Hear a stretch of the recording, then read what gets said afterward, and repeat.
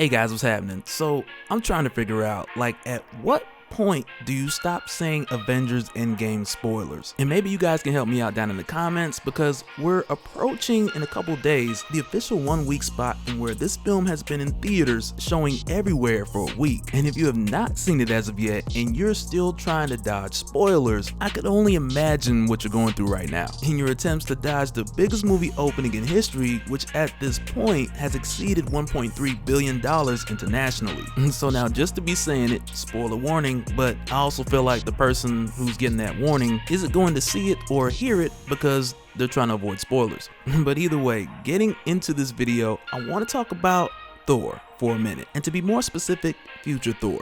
And more specific than that, 5 years in the future Thor, who pretty much turned into Jeff Bridges from The Great Lebowski, and I'm pretty sure that's where they drew inspiration from, because it's nearly spot on and the internet is just running away with it. But just to jump right into where I believe much of this inspiration has come from, we gotta go back to your 1990s, 1991 Guardians of the Galaxy, which explored at the time the future, and not just 5 years. In this case, we're talking about the 31st century, but very much like an Avengers Endgame, back in the early 90s, we got a very similar circumstance.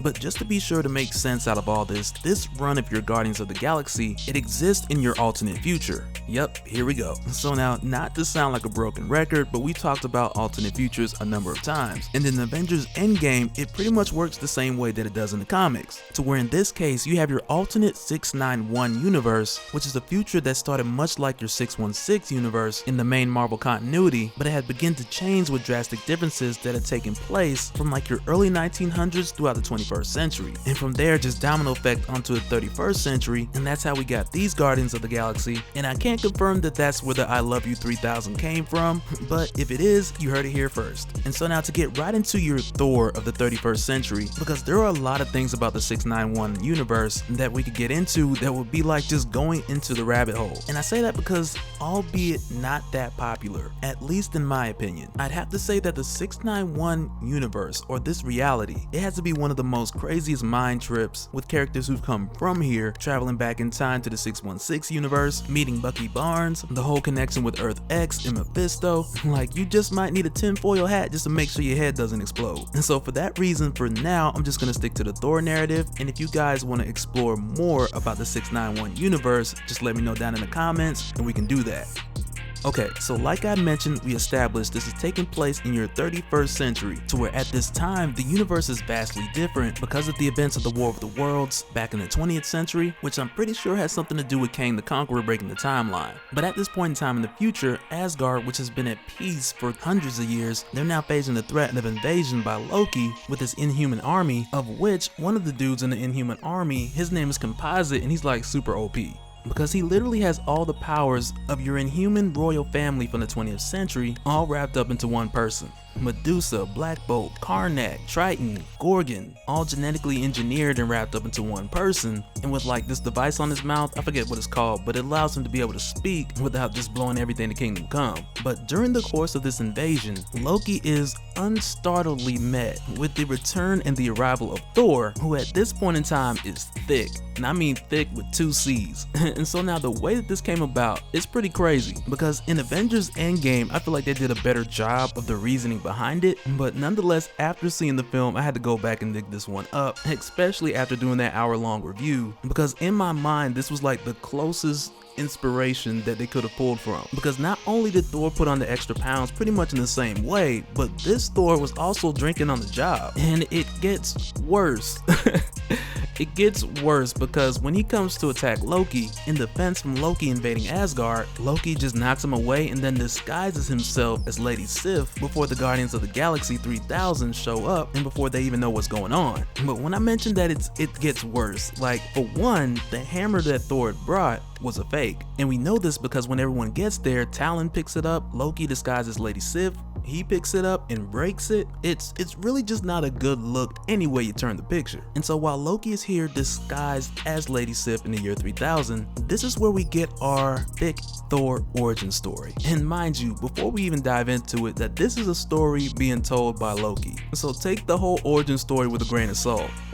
For Thor, this is a story all about how he kept on drinking and couldn't slim down, more or less. But for the record real quick, this is how I imagine those streaming episodes of Loki Loki on the Disney streaming app, with some episodes showing Loki's journeys of course, but also him just telling stories of how things went down. And then when Tom Hiddleston's too old to play the character, he just narrates a spin-off show like Tales of Asgard. I just think that'd be a better idea than having a whole show based on an alternate reality of where did Loki go with the Space Stone. But who knows, we'll cross that bridge when we get to it. But as far as Thicc Thor's origin, so now like I mentioned before, much of the events in this universe have not changed since the events that occurred during the 20th century. And as far as Thor's history, much of it is the same as we know prior to this point, give or take your 5,000 years. But in this future, Thor and Lady Sif ended up getting married, and for the people of Asgard, this was like your celebrity wedding. Everybody wanted it to happen, they're like, when is it gonna happen? And eventually in this future, it did happen. But with Thor just being Thor, so they got married, they had a son, they named him Woden because it rhymes with Odin. But as a father, Thor continued to go on his adventures, leaving Woden and Sif and really just being like this neglectful father. And as Loki would tell the narrative, eventually Sif went to Odin, telling him how neglectful Thor was as a father. So Odin got pissed, told Thor to return back to Asgard, and pretty much told him to Asgard up and be a father. And that's exactly what Thor did. So now for Thor,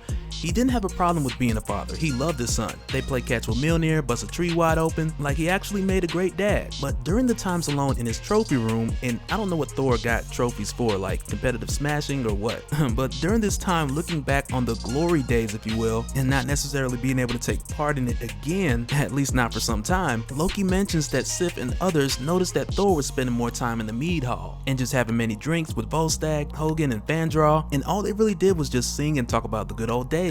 And you know, at this point, I don't really blame Thor, because if I was thousands of years old and I took a shot for every battle that I've been in, let alone a mug that size, I'd probably turn into heavyweight champion of Asgard too.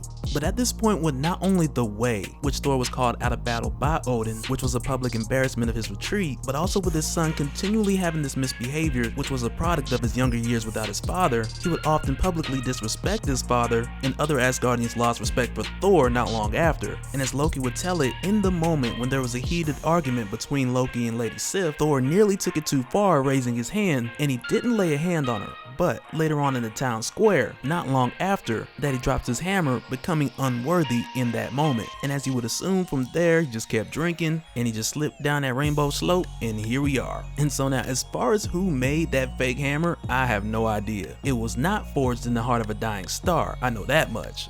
Man, like the fake hammer, that's the lowest of lows, man. Like you might as well just wear like a fake Supreme cape while you're at it. Like you the god of Fugazi in this reality, dude. It's messed up. But also in this alternate future, as far as Loki's invasion, it ended up being stopped by the arrival of Woden, who had later taken on Thor's mantle many years later towards the time of this attack. And so now the thing is, as for Thor, the Thor of this future, Odin's son, watching his son Woden become the man that he did, it made him rather proud, and it's one of those lessons learned that his father Odin couldn't necessarily just teach him. And throughout all of this, Thor became a proud father, much like Odin, except for Thor kind of kept the gut. Odin happened to do a couple of sit-ups, so this Thor was kind of left alone in that department. But in conclusion of all the chaos that Loki had wrought with this invasion, Odin, Thor, and Woden, 3 generations of Asgardian royalty, served judgment to Loki by together banishing him to the Black Canyon, along with the inhuman army that he had made, to go and stay there for pretty much forever, without the possibility of parole.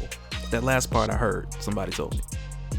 But that'll do it for this one, guys. Once again, the 691 universe is pretty interesting because much of the chaos that has resounded throughout the Marvel universe in this universe in the 691 throughout the year 3000 and beyond, it all stemmed from this event called the War of the Worlds. And as I mentioned before, it had taken place in the 20th century. It had taken place in the 20th century. At least that's where the first War of the Worlds started. But it's crazy because during that war, in the Age of Heroes, the last man standing was Spider-Man. And what's crazy, these Martians that caused this invasion, they had like this whole room with Spider-Man everything. But of course, when the Guardians of 3000 find this room, Spider-Man's body is missing, and that right there just opens a whole nother can of worms.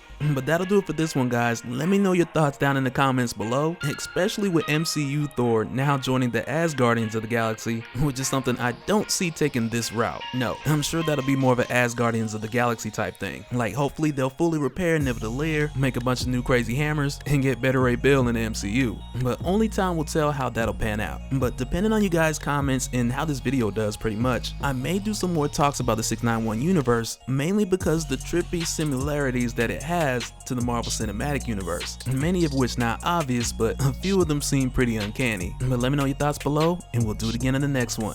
Love you 3000. Later.